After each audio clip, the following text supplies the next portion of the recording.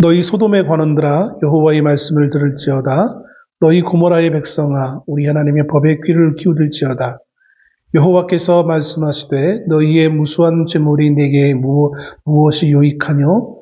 나는 순양의 번제와 살찐 짐승의 기름에 배불렀고 나는 수송아지나 어린 양이나 순염소의 피를 기뻐하지 아니하노라. 너희가 내 앞에 보이러 오니 이것을 누가 너희에게 요구하였느냐? 내 마당만 밟을 뿐이니라. 헛된 재물을 다시 가져오지 말라. 분양은 내가 가증히 여기는 바요. 월삭과 안식일과 교회로 모이는 것도 그러하니 성회와 아울러 악을 행하는 것을 내가 견디지 못하겠노라.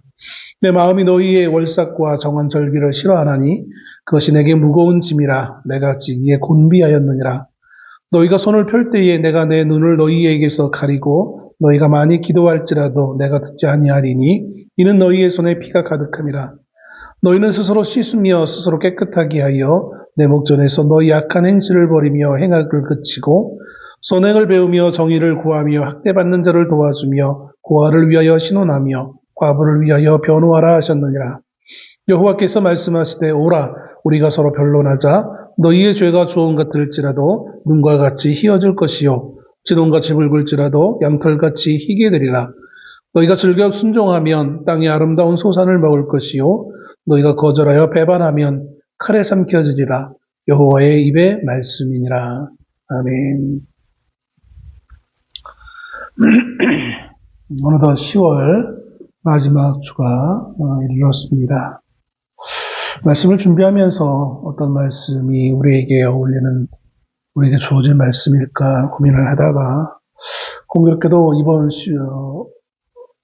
교회들이 이제는 더 이상 관심이 없는 매우 중요한 의미가 있는 주가 있는데 그 10월 마지막 주일입니다. 원래는 10월 마지막 날인데 마지막 날이 있는 그 첫 주일의 시작이 오늘 주일이 마지막 주이기 때문에 한국 교회는 그동안 전통적으로 10월 마지막 주일을 종교 개혁 주일로 지정하여서 지켜왔습니다.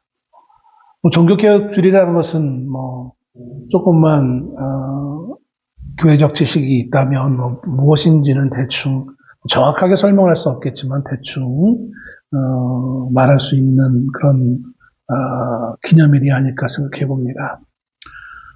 자세한 디테일한 것은 다 제가 넣고 오랜 기간 교회가 캐톨릭이라고 하는 변질된 교회의 다스림 가운데 수많은 이들이 하나님의 말씀을 말씀으로 받지 못하고 그저 미신적 사상에 빠져서 자신의 구원에 관련되어지는 잘못된 가르침을 통하여 어둠에 있었던 교회가 한 명의 신학자요 사자였던 마르틴 루터라는 한 사제가 교회 성당 문에 95개 항의 의견서를 어떻게 보면 질문서라고 할 수도 있고 토론의 주제라고 할 수도 있는 그 내용을 붙여서 우리가 한번 그동안 우리의 신앙의 모습이 올바랐는지 하나님 앞에 우리의 모습이 옳게 가고 있는지를 한번 토의해보자, 토론해보자 라는 성명서를 붙인 그 날을 기념하여서 그리고 그 이후로 이제 세계 곳곳 그 당시 유럽의 곳곳 도시마다 캐톨릭의 전통 사상을 반대하고 초대교회의 교회의 모습으로 돌아가자라는 이념을 가지고 운동을 펼친 개혁주의 운동이라고 하는 그것을 시작하는 그날을 기념하여서 종교 개혁주의라고 이렇게 우리는 붙이고 지금까지 기념해 왔습니다. 그러나 이제 한국 교회가 어느덧 현실적 삶에 더 몰두한 나머지 이 날을 제대로 기억하지 못하는 어떻게 보면 개신교회의 생일이라고 할 수 있을 것 같습니다. 이 생일날은 우리가에게 더 이상 그렇게 큰 의미가 없는 날로 우리는 넘어가고 있는 것을 보게 되었습니다.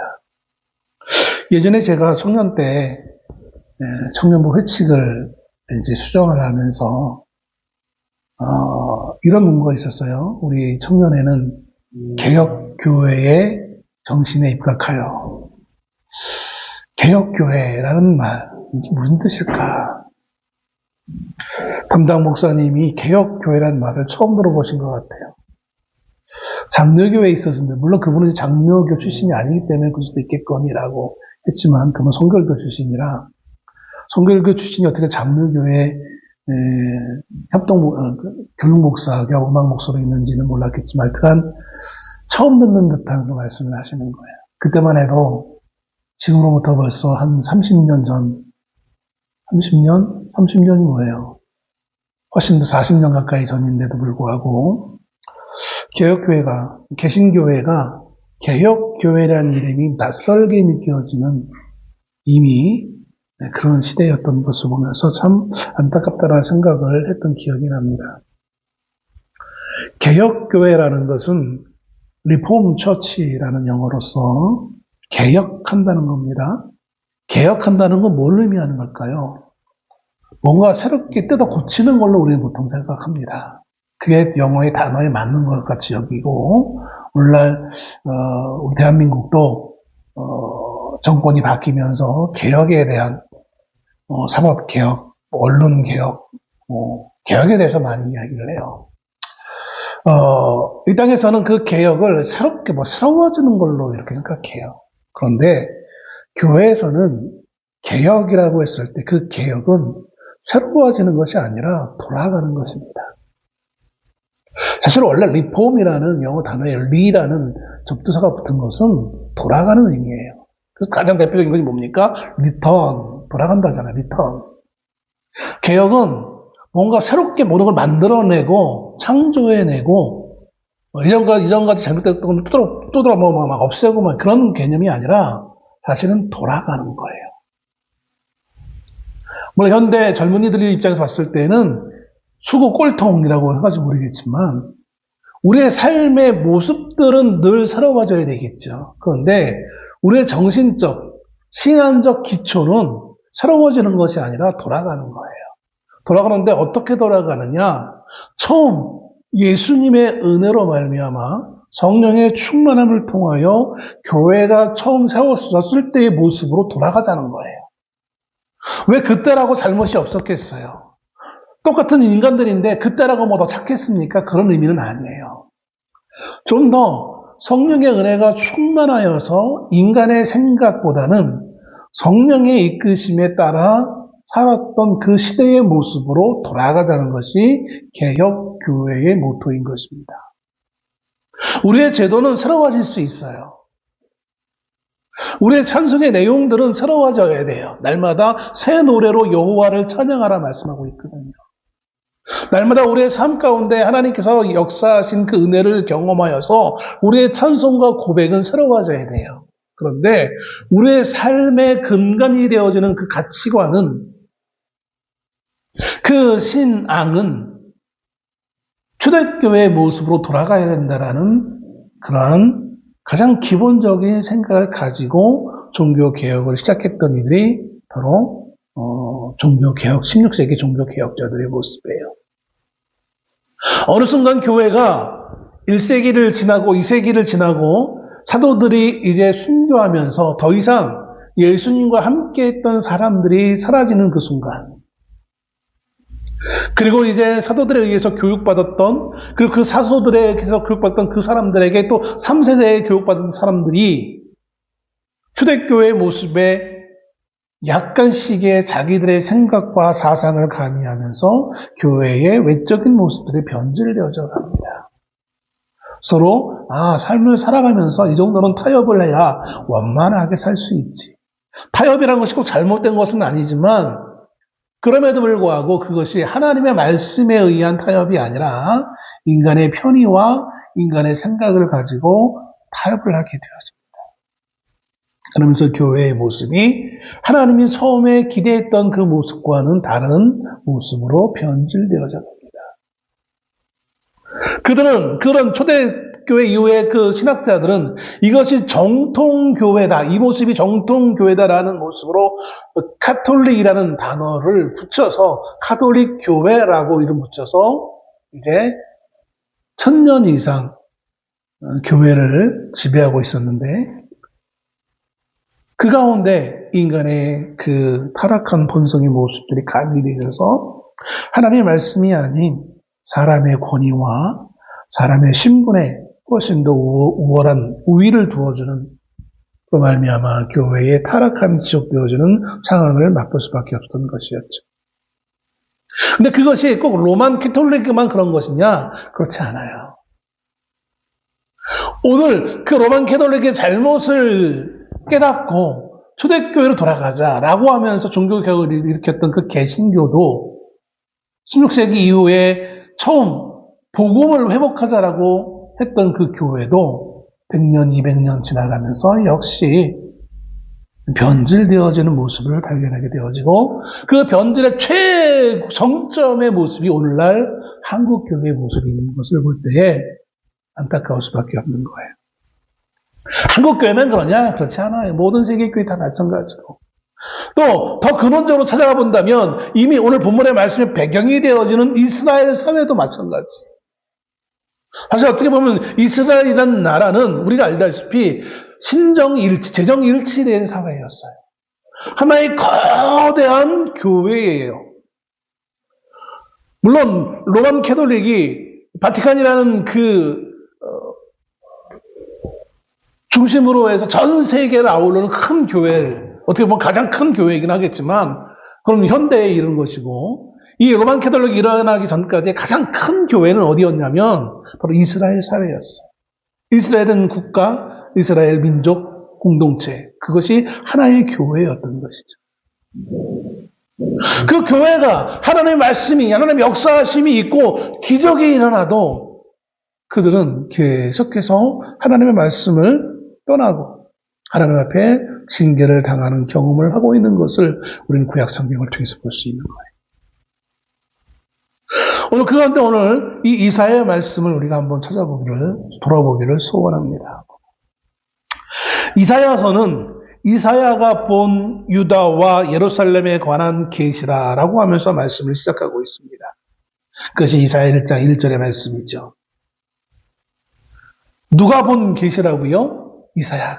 이사야가 뭐를 봤습니까? 유다와 예루살렘에 관하여.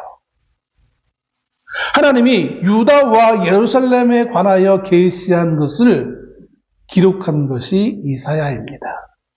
그래서 사실 모든 선지서, 대부분의 선지서가 시작할 때 하나님께서 그 선지자를 부르는 그 소위 말하는 소명이라고 하죠. 소명 부르시는 그 장면부터 시작을 해요. 근데 이사야는 특이하게도 하나님이 이사야를 부르시는 그 장면은 어디에 나오냐면 이사야 6장에 가야 비로소 나옵니다. 그러면 보편적인 선지서라면 사실 6장이 처음 시작이 되는데 1장부터 5장이 왜 앞에 이렇게 다른 이야기가 있느냐? 그건 아마도 이런 이유가 있는 것 같습니다. 하나님이 이사야를 부르시기 전에 이스라엘 사회가 어떠한 모습이었는지를 먼저 프롤로그로 보여주시는 거예요. 왜 하나님이 이사야 선지자를 불러야만 했는지, 그리고 그것은 곧 이사야가 그런 이러이러한 변질된 왜곡된 사회에서 하나님은 이사야를 부르셔서 그 왜곡된 사회를 하나님의 말씀에 맞춰서 어떻게 개혁하기를 원하시는지를 보여주기 위해 이렇게 말씀을 기록해 주고 있는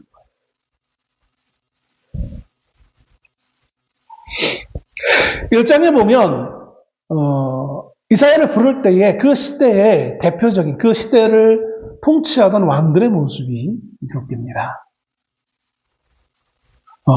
근데 참 놀라운 것은 그 왕들의 이름들을 몇몇을 한번 살펴보면 먼저 우시야, 요담, 아하스, 히스기야, 4명의 왕의 이름이 기록되어집니다.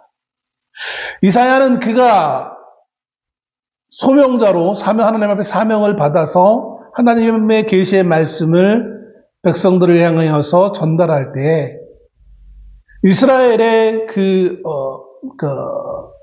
그 사회의 수많은 문제거리들을 볼 수밖에 없었겠죠. 그리고 그와 아울러서 또 다른 충격적인 내용들을 보게 되셨는데 그게 뭐냐면 현실의 역사 가운데 이스라엘 공동체, 민족 공동체, 하나의 거대한 교회 공동체라고 할 수 있는 그 이스라엘 나라의 반쪽인, 아니 어쩌면 3분의 2에 해당되어지는 북이스라엘의 멸망의 소식을 접하게 되어집니다.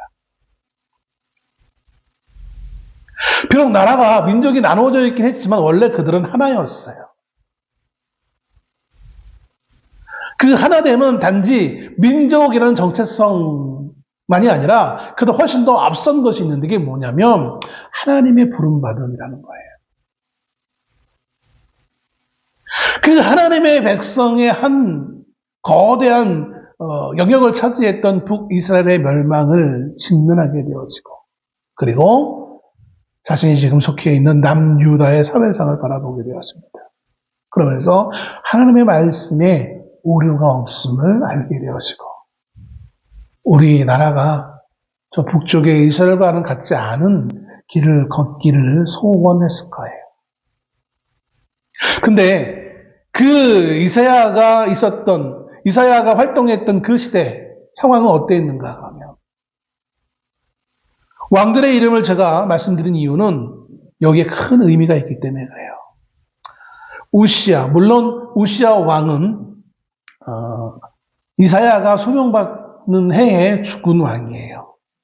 그렇다고 해서 이사야가 우시야를 모르지는 않아요. 젊은 날 부름받기 이전에 이미 우시야가 남유다를 통치하는 그 모든 통치의 상황들을 다 봤기 때문에 그래요. 그러니까 일반인으로서 왕의 통치를 경험한 것이겠죠. 자, 아무튼 우시야부터 히스기야 시대 이 네 명의 왕을 여러분 한번 떠올려 보시기 바랍니다. 열왕기서, 역대기서에 이 네 명의 왕들은 어떤 왕으로 기록되어지고 있습니까? 네 명 중에 한 명인 아하스를 제외하고 이 우시야는 열왕기에서는 아사랴라는 이름으로 기록되어 있습니다. 이 우시야와 요담과 히스기야는 대표적으로 하나님이 보시기에 정직한 왕이었다라고 기록된 왕이었어요. 흔히 말하는 우리가 모든 세계를 선과 악으로 구별해 볼 때에 이 세 명의 왕은 선한 왕이었어요. 보편적으로 우리가 성경을 볼 때 선한 왕이라고 하면 여러분 어떻게 기억하십니까? 어떻게 이해하십니까? 하나님의 말씀을 잘 믿고 따르고 그래서 나라도 안정되어지고 평안히 잘 살았겠거니라고 생각을 하실 겁니다. 틀린 말은 아니에요. 그러나 그렇다고 해서 그것이 아주 맞는 말도 아닌 것을 보게 되었습니다. 히스기야 왕은 그가 기도함으로 그 자신의 생명을 15년이나 연장받으면서 얼마나 신실한 모습을 보였어요. 그런데 그때에 전쟁이 없었습니까? 아니, 전쟁이 있었잖아요. 고대에, 지금도 마찬가지겠지만 그 나라의 가장 큰 위기는 어느 순간에 옵니까? 전쟁. 그걸 인간들이 만들어낸 것이라고 한다면 자연적인 재해는 뭐예요? 가뭄, 수해 이런 거겠죠. 가뭄, 수해 이런 건 없겠지만 아무튼 전쟁이 있었단 말이에요. 우시야부터 히스기야라는 이 네 명의 왕, 아스를 제외하고는 그 나름 유대 역사 가운데 많지 않은 하나님 보시기에 정직한 왕들이 다스리던 시대였으니 얼마나 평안하게 살았겠느냐라고 우리는 이해할 수 있을 거예요. 그런데 그 디테일한 면적을 찾아보면 우리가 생각하는, 우리가 보편적으로 이해하는 것과는 너무나 다른 그 당시의 사회상을 보게 되어지는 것을 보게 되어집니다. 즉, 우리가 이해하고 있는 그 시선과는 다른 하나님의 시선이 있는 거예요. 그것을 오늘 말씀해주고 있는 거예요. 만약 그들이 정말 여호와 정직한 왕으로서 아무런 문제 없이 나라를 다스렸다면 이사야가 굳이 하나님의 부름을 받아서 백성을 향하여 그 메시지를 전할 이유가 없었을 거예요. 이사야 메시지의 주된 내용은 뭡니까? 돌아오라는 거예요. 하나님께로 돌아오라. 그러면서 아울러서 마지막 부분에 가면 그 돌아오라고 하는 외치는 하나님의 메시지에 이스라엘 백성들이 응답하지 않을 것을 하나님을 아세요. 이미 아세요. 그리고 그들에게 마지막 안전장치에 대해서 말해줍니다. 그게 뭡니까? 너희는 돌아오지 못하겠지만 끝까지 하나님 앞에 불은 순종하겠지만 완전히 하나님 앞에 순종할 고난받는 종 메시아를 통하여서 하나님 앞에 완전한 순종의 제사를 드리게 하겠다라고 하나님의 말씀을 하세요. 그러면서 그 순종의 제사를 온전히 드린 그를 통하여서 하나님의 나라가 이루어지고 확장되어지고 하나님이 기뻐하는 나라를 세울 것을 말씀해 주신 것이죠. 만일 지금 서로 왕들이 이것을 어느 반만이라도 지켰다면, 아니 10분의 1만이라도 지켰다면 이사야 선지를 부를 이유가 없었을 거예요. 오늘 본문의 말씀 10절에 이렇게 말씀합니다. 너희 소돔의 관원들아 여호와의 말씀을 들을지어다. 너희 고모라의 백성아 우리 하나님의 법에 귀를 기울일지어다. 관원과 백성을 따로따로 각기 부르십니다. 부르실 때 어떻게 표현합니까? 관원들은 소돔이라고 표현하고요. 백성은 고모라라고 표현합니다. 왜 하나님은 소돔과 고모라라는 이 지역명을 통하여서 관원과 백성들을 부르시고 있는 걸까요? 소돔과 고모라라는 이 지명은 구약 성경에 매우 알려지기를 매우 악한 도시로 알려져 있습니다. 하나님의 심판에 의해서 사라진 도시로 기록되어지고 있습니다. 그러한 소돔과 고모라라는 지명을 관원과 백성들에게 부여하시는 것은 이제 하나님의 심판에 의해서 징계를 받아도 하등 문제가 될 것 없는, 억울할 것 없는 이스라엘 관원들, 백성들임을 하나님은 암시하고 있는 거예요. 우리 억울해요. 우리 죄 없어요. 라고 말하지 못할 정도로 너희들의 현재의 모습은 소돔 같고 고모라 같다라는 거예요. 하나님은 그들의 이 소돔과 고모라와 같은 관원들과 백성들의 현실의 모습을 본문 11절에서 15절 말씀을 통하여서 이제 언급하십니다. 그러면서 마지막 부분 16절, 17절에서 그런 그들을 향하여서 교훈의 말씀을 하시는 거예요.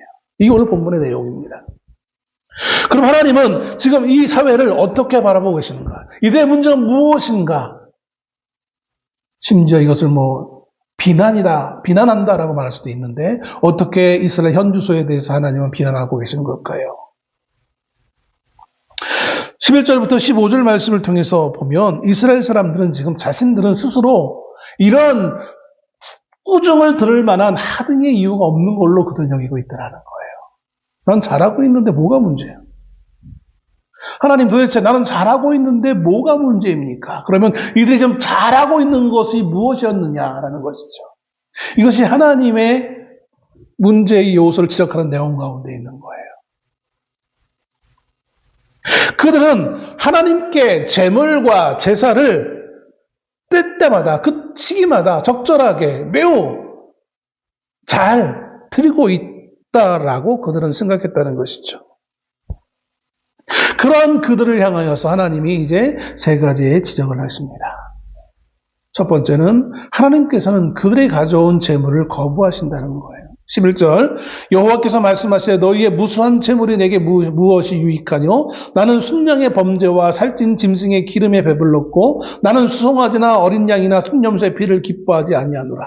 얼마나 이들이 예배를 제사를 철저하게 드렸는지 순양의 번제와 살찐 짐승의 기름에 배불렀다라는 거. 배불렀다. 하나님이 진짜 이 음식을 먹는 건 아니겠지만 얼마나 이들이 잘 횟수와 양과 질적으로 이 제사를 철저하게 지켜 들었는지 하나님은 배불렀다라고 말씀하는 거예요. 이 배불렀다는 표현이 딱 봐도 긍정적 표현이겠습니까? 부정적 표현이겠습니까? 인간이 어떻든 간에 하나님의 입장에서는 부정적 표현이에요. 사람들은, 유대인들은 지금 하나님께 헌신을 다 한다고, 열심을 다 한다고 제사를 드려요. 오늘 제사 드려야 돼. 중요한 이 제사를 소홀히 하면 안 되지. 라고 하면서 그때 준비할 수 있는 최대한의 것을 가지고 제물을 바칩니다.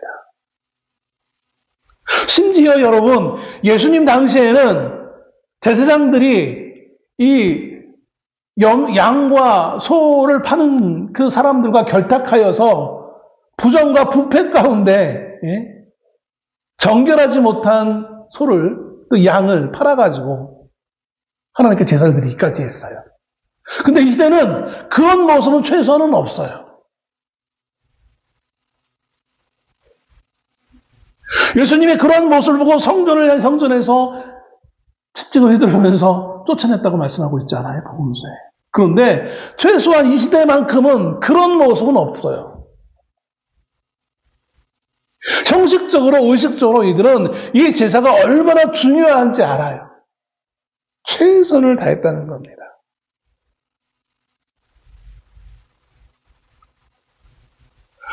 그런데요, 이들이 이 제사를 드리게, 또 제물을 드리기 위해 최선을 다해서 그들의 마음껏 한다고 하나님 앞에 드리면서 우리가 하나님의 자녀이고 하나님의 백성, 그래서 우리가 하나님을 향하여 이 외적 이 표현을 경건히 잘 드리자. 종교의 외형적 모습은 잘 유지하고 있었습니다. 그런데 그 종교의 형식은 너무나 잘 알고 있었지만 정작 그 예배를 받으시는 하나님의 마음은 전혀 알지 못했다라는 거예요. 그래서 하나님 12절에서 이렇게 말씀하시죠. 너희가 내 앞에 보이러 오니 이것을 누가 너희에게 요구하였느냐? 내 마당만 밟을 뿐이라. 그들은 하나님 앞에 자신의 종교적 행위를, 의식을 드리기 위해, 보이기 위해 왔어요. 하나님께 보이고 하나님을 만나고 그들과 함께 소통해야 되는 것이 하나님의 이 제사를 드리는 제사 장소에서의 하나님의 원래 의도였죠. 그런데 보이기는 보였지만 이들이 하나님을 만나지는 못해요. 보이는 데는 열심히 했어요. 하나님을 보이는데 열심히 했죠. 그리고 하나님께 보이기만 열심히 하는 것이 아니라 내가 이렇게 하나님 앞에 열심을 다하는 거룩한 사람이야 라는 것을 또 사람들에게도 보이기를 원했어요. 마치 여러분 솔로몬이 왕이 됐을 때에 내가 하나님을 향하여 1천 번제를 만들고 내가 하나님 앞에 얼마나 신실한 왕이 될 것인지를 보이려고 했던 것처럼 1천의 제사를 드리잖아요. 우리는 그것을 흠모하여서 우리도 1천 제사를 드리자 막 하면서 1천 번제 예물까지 만들고 한국 교회가 얼마나 그렇게 했어요, 한동안은.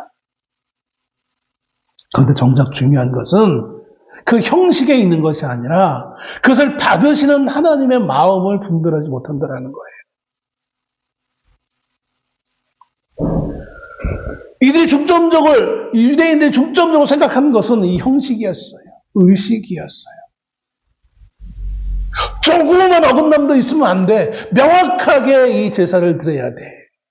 철저히 지켰겠죠. 왜냐하면 그것이 곧 자기들이 살 길이라고 그들은 여겼기 때문일 거예요. 그런데 그것은 보여지는 것은 철저히 했는데 보여지지 않는 부분에 있어서 무관심이 너무나 컸다라는 것이죠. 여러분 예를 들어 볼까요? 하나님을 예배하려면 하나님을 사랑해야 돼요. 우리는 하나님은 사랑이시라라고 말하잖아요. 그 사랑의 마음으로 사랑을 담아드리는 거잖아요. 예전에 그 간식, 파이 간식, 많은 사람들에게 많이 팔렸던 이유 중에 하나가 우리의 감성을 건드리는 거잖아요. 정이라는 거, 정. 그 정이라는 게 보이지 않는단 말이에요. 보이지 않는 거를 보이는 그 파이 하나를 이야기하면서 이게 나의 정이야. 근데 사실 하나님을 사랑하는 것을 어떻게 우리가 보여줄 수 있느냐? 사람들은 뭔가 보여지는 것에 더 마음이 가기 때문에 하나님을 사랑하는 증거를 어디에서 찾았느냐 하면 더 많은 제사의 횟수, 더 많은 제물의 양, 여기에 관심을 가진 거예요. 물질적인 측면만이 우리가 측정할 수 있기에, 볼 수 있기에 거기에만 관심을 가진 거예요. 그런데 우리가 잘 알고 있는 하나님은 영이시니라는 거예요. 예배하는 자가 신령과 진정으로 예배할지니라. 육적인, 보여진 물질적인 것은 우리가 쉽게 추정할 수 있지만 영적인 부분은 우리가 추정할 수 없는 거예요. 그걸 추정할 수 없으니까 물질적인 것에만 치중하여서 더 많은 횟수, 더 많은 정성의 표현을 우리 뭘로 생각합니까? 더 많은 헌금으로, 헌금의 액수로. 언젠가 한번 말씀드린 것 같은데 11월 달 되면 또 11월 셋째 주 우리가 추수감사주일을 드리잖아요. 목사님이, 한 장로님이 추수감사 헌물을 드린 것을 보고 오후에 그분을 불러가 다시 표현한 거예요. 장로가 이게 지금 하나님께 추수감사 헌금 드린 게 맞냐, 액수가 맞냐고, 더 드리라고. 이런 성의 없이 어떻게 이게 맞냐고라고 하면서 액수에 치중하는 거예요. 그러면서 최소한 추수감사 예물은 11조 정도 액수는 드려야 된다. 11조를 우리는 13번을 드려야 되는 거예요. 그러니까 그렇게 되면. 제가 어렸을 때 고등학교 갓 졸업하고 대형 교회 몇 번出석한 적이 있어요. 다른 교회는 어떻게 예배드리나. 어느 교회 가니까 거기에는 액수가 적혀져 있어요. 주보 안에. 이번 추수감사주일날 장로는 얼마, 권사는 얼마, 안수집사 얼마, 일반 집사 얼마. 되게 엄청나게 충격을 받았어요. 이게 맞나? 이게 하나님이 기뻐하시는 예물이 될까? 사람은 기뻐할지 모르겠어요. 이게 하나님이 기뻐하시는 게 맞나? 물론 우리가 하나님께 최선을 다해야 되는 것을 가르치기는 해야 돼요. 가르쳐야 되는 목사 입장에서는 가르쳐야 되겠죠. 그러나 그것이 꼭 액수가 우리의 마음을 담은 것이라고 할 수는 없는 거예요. 물론 오고 가는 현찰 속에 우리의 마음 표현될 수 있다라는 인간적 어떤 표들이 있긴 있지만 그것은 인간과 인간 사이의 문제인 것이지 그 모습을 그대로 하나님 앞에서 우리는 표현하려고 한다는 것이죠. 이스라엘 백성들은 하나님을 향한 진정한 헌신이나 윤리적 변화 없이 그저 의식을 엄밀하게만 하면 된다라고 그들은 생각했어요. 그리고 그들이 생각하는 그들은 최선을 다하여서 하나님을 예배하고 있다라고 생각했어요. 그런데 하나님은 무수한 제물, 순양의 번제물, 살찐 짐승의 기름, 수송아지의 피, 어린 양의 피, 순염소의 피, 제물, 분향 등 이 모든 것들을 거부하신다라고 표현하고 있습니다. 오늘 우리가 하나님을 향하여서 수많은 헌금을 드립니다. 수많은 이름의 종류의 헌금들을 드립니다. 그런데 과연 그것이 하나님이 기뻐하시는 예물이 정말 맞습니까? 별 이상한 이름의 헌금들을 기발한 내용으로 만들어가지고 개발해놔가지고 내게끔 하는 이 기업이 하는 짓을 왜 교회가 하고 있는가? 저희 교회는 할 수 있으면 처음부터 그런 걸 원하지 않아서 할 수만 있으면 헌금의 종류도 줄이려고 했고 또 왜 그런 거 있잖아요.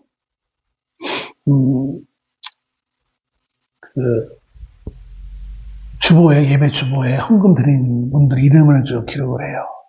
요즘은 이제 거의 대부분 교회들이 그렇게 안 하고 있는데 그 목사님들 입장에 제가 청년 때 이제 전도사 때 이게 좀 담임 목사님들의 말을 이렇게 들어보면 그런 거예요. 그렇게 하는 것과 안 하는 것이 헌금 액수가 다르대요. 왜 캐톨릭이 주일 예물을 1,000원밖에 안 하잖아요. 사실 요즘 초등학생도 1,000원 주면 내가 거지냐고 안 받아요. 근데 하나님 앞에 예배 오면서 우리의 마음을 표현하는 건데 고작 1,000원 내면서 물론 정말 힘드신 분은 어쩔 수 없겠죠. 아니 힘들지 못 드릴 수도 있을 거예요. 정말 힘들어서. 그러나 정말 내 마음을 다한 표현이 중요한 것이지 액수가 중요한 것은 아니란 말이에요. 그런데 주보에 이름을 안 올리면 안 하니까 어쩔 수 없이 올린다라고 하는 목사님들의 말을 들은 기억이 참 많아요. 하나님은 그 재물에 대해서 거부하십니다. 두 번째로 하나님은 각종 예배 또한 거부하십니다. 13절 헛된 재물을 다시 가져오지 말라. 분향은 내가 가증히 여기는 바요. 월삭과 안식일과 대회로 모이는 것도 그러하니. 월삭이라는 것은 뭡니까? 그 달의 첫 번째 날을 말하는 거예요. 첫째 날. 지금도 교회들이 그 월의 첫째 날 새벽 예배를 안 드리다가도 그 날은 지켜드리는 교회들이 있어요.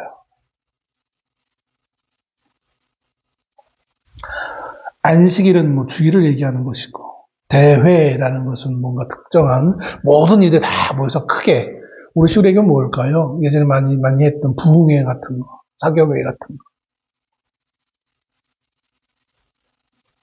근데 하나님은 그것을 기뻐하시지 않아요. 왜냐하면 성회와 아울러 악을 행하는 것을 내가 견디지 못하겠노라라는 거예요. 앞에서는 하나님을 예배하기 위해 거룩한 모습으로 보이는데, 그리고 나서는 그들이 각각 자기의 집과 일터로에 가서는 수많은 악을 행하는 것을 하나님이 도무지 보지 못하겠다는 거예요. 왜 이렇게 하나님은 보지 못할 뿐만 아니라 견디지 못하겠다라는 이 말을 통해서 마치 매우 극단적 혐오적인 표현을 하고 있는 걸까요? 그것은 왜냐하면 그들이 드린 그 제사가 재물이 헛된 재물이기 때문에 그런 거예요. 왜 헛된 재물이냐? 그것이 뭐 피가 섞이지 않은 재물 혹은 뭐 뭔가 정함이 없는 재물이기 때문이 아니라 그 재물 드린 자의 마음이 회개의 마음이 없기 때문에 그래요. 회개의 마음이 없는 제사는 그 헛된 제사일 수밖에 없는 거예요. 오늘날 예배학이 발전하면서 2000년대 한국 교회 들어오면서 여러 가지 많은 변화가 일어났는데 그 중에 하나가 예배의 흐름을 끊지 말라는 거예요. 그리고 할 수만 있으면 예배를 축제 형식으로 하라는 거예요. 기쁨과 즐거움이 있는 축제. 그래서 뭐 과거에는 이렇게 말로만 그랬는데 이제 2000년대 들어오면서 교회가 모든 시스템이 이제 선진화되면서 훨씬 이제 매스미디어가 발달하면서 교회 안에 여러 가지 이제 장치들이 따라오면서 그것이 가능하게 됐어요. 목사가 주보를 가지고 지금 뭐 찬송할 겁니다, 몇 장 부를 겁니다, 뭐 할 겁니다 하지 않아도 거대한 화면이 있어서 거기 자연스럽게 성경책을 가지고 오지 않아도 말씀이 여기 자연스럽게 떠오르고 다음에 뭐 할 건지 몇 장 부를 건지 나오고 심지어 그 찬양의 가사 내용도 다 나오고 심지어 어떤 교회는 그 목사님 설교하는 그 설교와 어울리는 주제의 그 화면도 나오고 사람들이 보기에 얼마나 주목을 끌 만한 기껏 그래서 그랬어요. 기껏 예배 전에 막 기도하고 통성하고 분위기를 업시켜놨는데 담임 목사가 설교한다고 와가지고 다시 우리 여러분 뭐 다른 말 막 하고 그러면 분위기 깨는 거니까 그렇게 하지 말아라. 예배하기 전에 가르쳤어요. 예배 시간에 처음 시작할 때에 회개기도 하지 말아라. 좀 마음이 업되어 있는데 회개기도 하면 또 차분해지잖아. 썰렁해지잖아. 하지 말아라. 그냥 자연스럽게 이어가게 해라. 근데 저는 예배학적으로는 그게 옳을지 모르겠지만 사람의 어떠한 감성을 움직이는 데 그게 맞는지 모르겠지만 하나님 앞에서는 그것은 옳다고 생각하지 않아요. 왜냐하면 예배 전에 반드시 우리가 하나님 앞에 회개가 있어야 되는 거예요. 우리가 기도 드릴 때 여러분 기도의 순서가 있잖아요. 그거는 누구나 초등학생이건 어른이건 똑같아요. 순서는. 예수님이 가르쳐준 그 주기도문의 그 기준의 형식에 맞춰서 감사와 회개, 그 다음에 간구, 그 다음에 예수님의 이름으로 기도하는 거. 이게 하나님이 원하시는 바예요. 일주일 동안 자기 멋대로 마음대로 살다가 기껏 교회 와서 예배 드리는데 아무런 회개 없이 분위기 망치니까 그냥 묵상만 하면서 잔잔히 흐르는 그 음악 듣고 자연스럽게 일어나서 찬송하고 자연스럽게 또 앉아서 말씀 듣고 그것은 형식적인 면에서는 아름다울지 몰라요. 끊어짐이 없고 또 사람들의 마음을 그렇게 잔잔하게 유도할 수 있으니까. 그럼 하나님이 받으시는 예배는 될 수 없다라는 거예요. 왜? 아무리 잘 되어져서도 거기에 회개가 없는 예배는, 회개가 없는 제사는 헛된 제사인 거예요.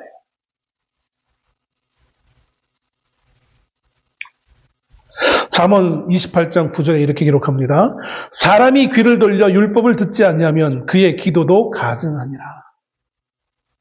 율법을 듣지 않는다는 뭐예요? 율법으로 나의 삶을 점검해야 돼요. 그리고 나서 회개한 다음에 내가 하나님께 뭔가를 간구하는 거예요. 기도하는 거예요. 우리가 예배 시간에 기도하는 그 기도, 대표자가 기도하는 이유도 그거예요. 나의 산중간의 삶을 돌아보고 하나님 앞에 회개할 거 회개하고 내가 간구할 거 간구한 다음에 그 다음에 목사가 나와서 하나님의 말씀을 통하여서 그 간구함에 대한 선포의 말씀이 있는 거예요. 그리고 말씀을 들은 다음에 말씀을 들었기 이제 감사해서 하나님께 찬양 올리는 거예요.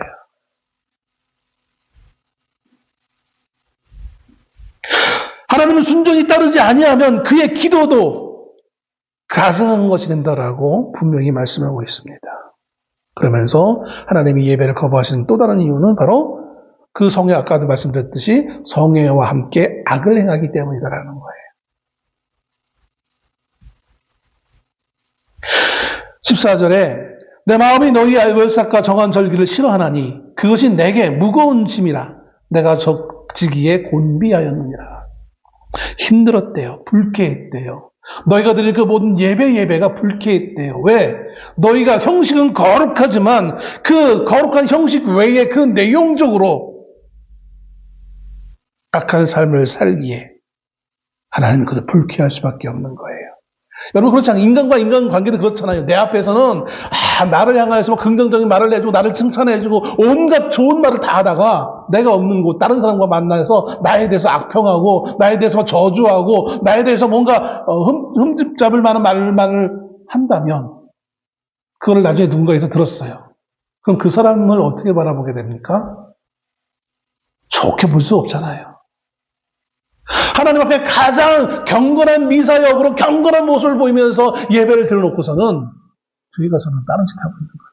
악한 행동들을 하고 있는 거예요. 사람들을 미워하고 저주하며 심지어 남의 것을 빼앗고 살인하고 이번 정부에 들어서면서 올해 매년마다 국가조찬기도회를 하는데 아마 이번에는 없을 걸로 이렇게 좀 제가 소식을 들었어요. 조찬기도회를 주관하는 회장과 총무가가 좀 전직 대통령과 엮여가지고 지금 여러 가지 부정과 부패 또 금고무기를 바쳤다는 이런 말 때문에 추도할 사람이 없는 거예요. 저는 그 소식을 들으면서 잘 됐다. 언젠가도 말씀드렸지만 정말 국가를 위해서 기도한다면 교회에서 하세요. 몇십만 원짜리 호텔에서 수백 명이 모여 앉아가지고 기도하는데 얼마나 기도합니까? 기름기 있는 음식 먹으면서 그게 무슨 진정한 기도가 되겠어요? 아부하는 말들만 독재 정권의 앞에서도 아부하는 말들만 그렇게 해놓고 그들에게서 피해받고 있는 사람들을 위해서는 그 어떤 기도도 없이 그렇게 하는 게 그게 무슨 국가조찬기도회예요. 나는 국가조찬기도회에 참석하는 목사야라고 하면서 어깨에 힘주며 교통단속만 걸려도 그 증 보여주면서 잘못했으면 그냥 딱지 끊으면 되지. 그 몇만 원이 아까워가지고. 그게 뭡니까?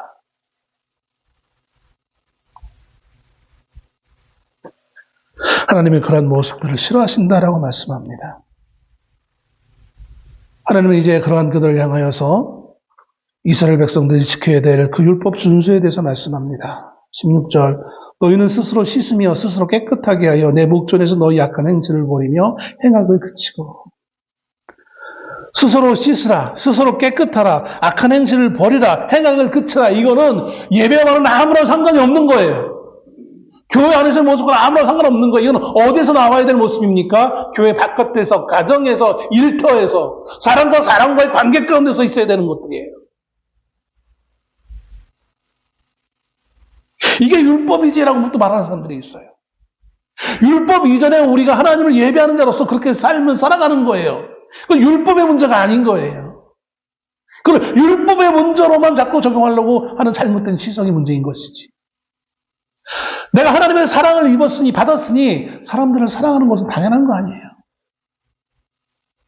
내가 용서받았으니 사람들 용서하는 거 당연한 거예요. 그런데 이거를 하나님의 용서하심을 모르니까, 내가 경험하지 못했으니까 억지로 용서하려니까 문제가 되어지는 거예요.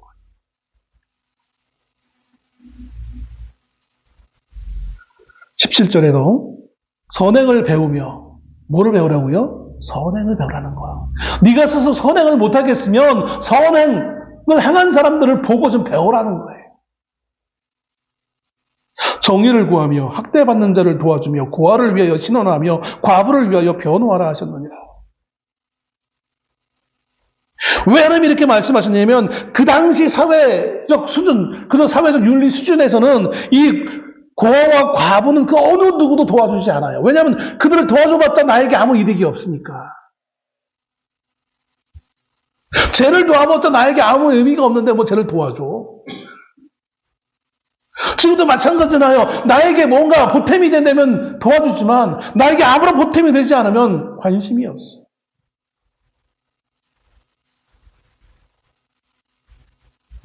세상은 지금이나 1000년 전이나 2000년 전이나 변하지 않았어요. 달라지지 않았어요. 그게 예수 그리스도가 필요한 이유인 거예요. 그런데 그 예수를 믿는 우리가 변하지 않고 개혁되지 않고 여전히 세상의 시선과 똑같은 시선으로 사람을 바라보고 그렇게 살아간다면 그건 율법의 문제가 아니라 우리의 신앙의 문제인 거예요. 우리의 신앙의 문제인 거라고요. 그저 내가 잘 살고 내가 복받아서 아파트 큰 평수 20평 30평 살면 되지 이렇게만 생각하고 있는 아니란 생각을 빠지고 살고 있는 기득권층의 문제인 거예요.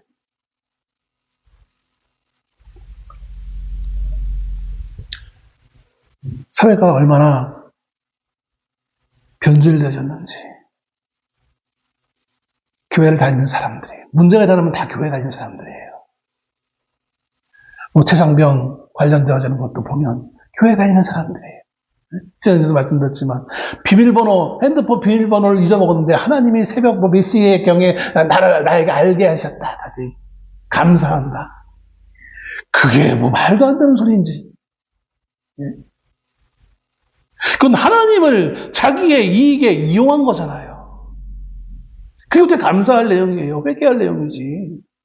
자기가 그런 잘못된 명령을 한 거고 그걸 덮으려고 자기는 처음에는 덮을 의도는 없었지만 아무튼 누군가 더 높은 사람에 의해서 압력에 의해서 야 그렇게 하는 게 너에게도 나에게도 좋고 너에게도 좋아. 그러니까 그냥 넘어가. 그 협박에 그 회유에 넘어간 거잖아요. 정말 진실한 사람이었다면 하나님 앞에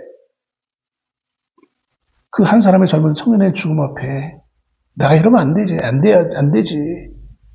최소한 내가 실질적인 어떤 잘못이 없다 할지라도 도덕적인 책임을 져야지 라고 해야 되는데 분명 자신이 명령한 내용들이 부하들에 의해서 증언되어지고 있는데도 불구하고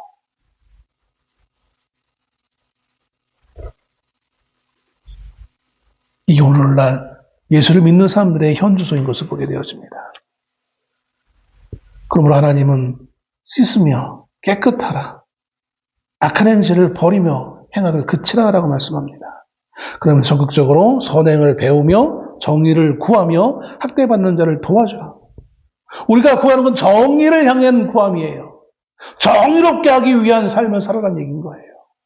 부정부패가 아니라 부정을 눈 감아줘라가 아니라 나에게 이득이 있으니까 같이 거기에 부합되어져서 좀 아닌 거 알면서도 아닌 척하자. 지난 추석 때도 우리 친척을 만나서 이야기하지만 제가 화난 부분이 있었어요. 그분 간혹가다 그런 말씀들 하는 부분이 있어요. 12월 3일 날 아무 일 없었지 않았느냐. 끝났잖아. 아무 죽은 사람도 없고 다친 사람도 없잖아. 라고 말한다는 거예요. 어떻게 그렇게 말을 할 수 있습니까? 많은 사람을 죽이려고 계획해놓고. 이건 도무지 뭐 진보와 보수를 떠나서 여야를 떠나서 세대를 떠나서 당연한 거 아닙니까? 근데 한다는 말들이 아무 일 없으니까 괜찮은 거야. 이게 어떻게 또 하나님의 말씀 앞에 서 있는 목회자가 말할 수 있는 내용입니까?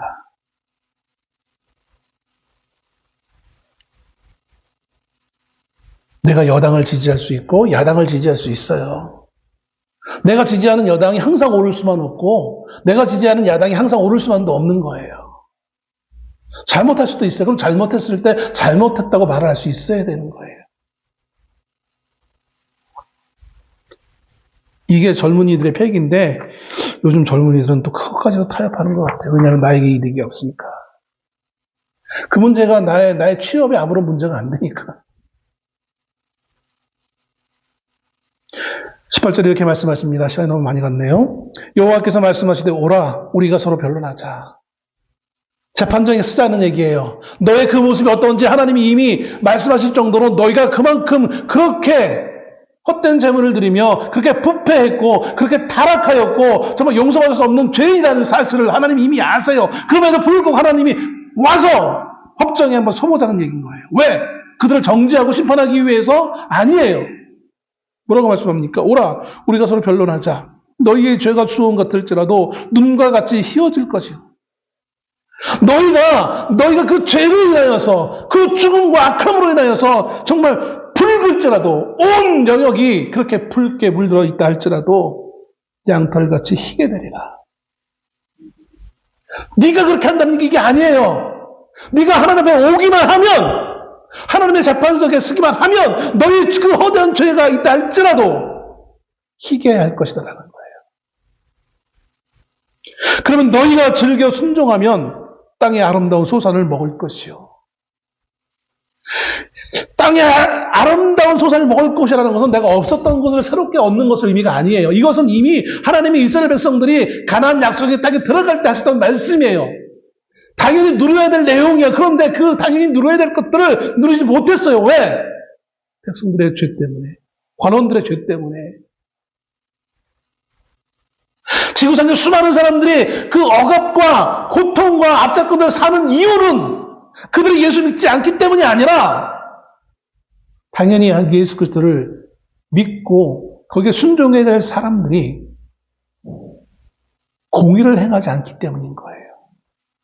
주변에 있는 이들까지도 그들에게까지도 당연히 누려야 될 것들을 누리지 못하는 그 결과는 그들에게 있는 게 아니라 믿는 우리들에게 있는 거예요.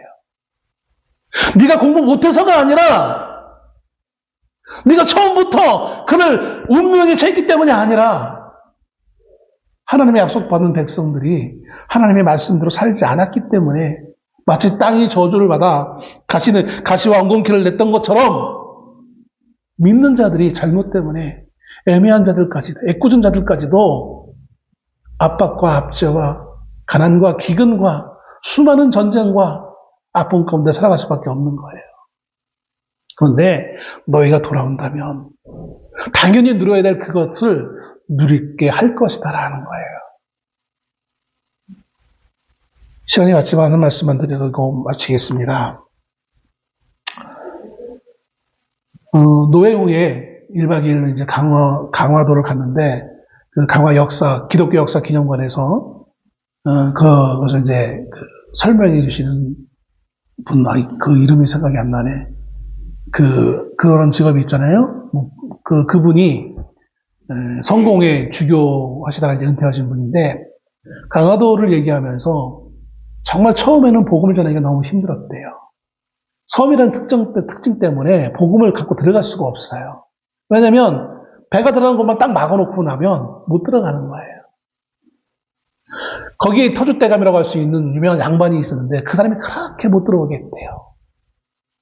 선교사가 하다 안 돼서 마지막 자기가 떠나가면서 그래도 한번 당신이 학자이니 옛날엔 양반하면은 공부하는 사람이잖아요. 학자이니 이거를 종교가 아니라 학문으로 한번 생각하시고 이 글을 읽으시라라고 하면서 성경책을 주고 떠났어요. 이분이 그 성경책을 읽고 처음에는 이제 학문, 사사오경이나 뭐 이런 것처럼 학문의 관점에서 봤겠죠. 그러다가 그만 복음이 그의 마음을 움직였어요. 움직인 다음에 그 한 일이 뭐냐면 자신에게 빚진 사람들, 그 당시에는 먹고 살기가 힘드니까 얼마나 많은 사람들이 빚을 졌어요. 빚진 사람을 다 불러서 너 나에게 얼마 빚을 졌니? 그래? 내가 그럼 탕감해줄게. 너 나에게 얼마 빚졌어? 빚진 모든 사람들의 빚을 다 탕감해준 거예요. 내가 하나님으로 인해서 내 이 죄가 탕감받았는데, 그리고 성경에 나와 있는 것처럼, 성경에 나와 있는 그 비유처럼 그렇게 탕감한 것이 맞는 걸로 내가 읽었는데, 내가 이 배우는 학자로서 내가 어떻게 이걸 실천하지 않을 수 있겠느냐 라고 생각하면서 모든 빚진 자를 탕감해 줬어요. 그것도 얼마나 아름다운 소식이에요. 그런데 거기에 끝나지 않고 내가 말씀을 보니까 이게 이렇게 끝나는 게 아니라 내가 가지고 있는 모든 재산을 다 팔아서 가난한 자들에게 다 나누어 주고 나는 이제 이 하나님의 말씀을 전하는데 끝나라고. 그때만 해도 강화도가 지금은 큰 땅이지만 아직 간척이 다 안 끝나서 수많은 섬, 조그만 섬들이 좀 많이 있었어요. 거기를 배 하나를 끌고 다니면서 부인과 함께 전도하기 시작했대요. 그래서 그분이 지금은 강화도 250개 교회인데 그 중에 120개가 감리교라고 하더라고요. 왜냐하면 그분이 감리교인이었기 때문에 수많은 사람들이 복음을 받게 되어지고 삶이 달라지는 역사가 있었다. 여러분, 우리의 삶이 내가 오늘 와서 예배드렸으면 됐다 이게 아니라 우리가 하나님께로 돌아가야 되는 거예요. 개혁은 하나님께 돌아가는 겁니다. 하나님 앞에 우리가 서는 거예요. 오늘 또다시 종교개혁주의를 맞이하여서 우리는 하나님 앞에 우리가 올바른 삶을 살고 있는지, 내 욕심 때문에 내 무한한 그 야망과 욕심 때문에 죄와 타협하여서 세상과 타협하여서 거룩한 척 하나님 앞에 예배는 되지만 우리의 삶의 영역에서는 혹시 수많은 비리와 부정과 부패한 모습을 보이고 있지 않는가.